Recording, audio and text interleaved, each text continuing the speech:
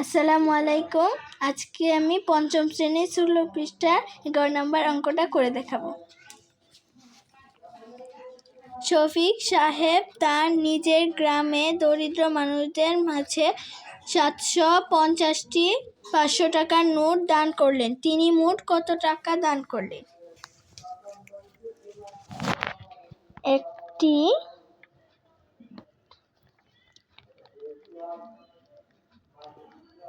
Note সমান ৫০০ টাকা।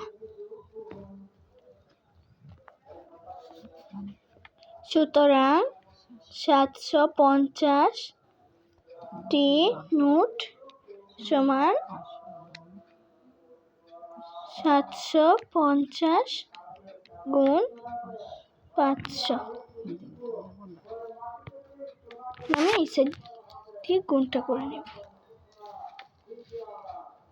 ৭৫০ গুণ ৫০০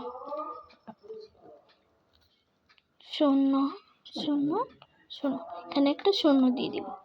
শূন্য শূন্য শূন্য, এখানে আবার দুটো শূন্য দিয়ে দিব। আবার ৫-এর শূন্যে শূন্য, ৫ ৫ ২৫-এর ৫, তার আছে ২, ৫ ৭ ৩৫, ৩৭। এখন আমরা যোগ করব, তাহলে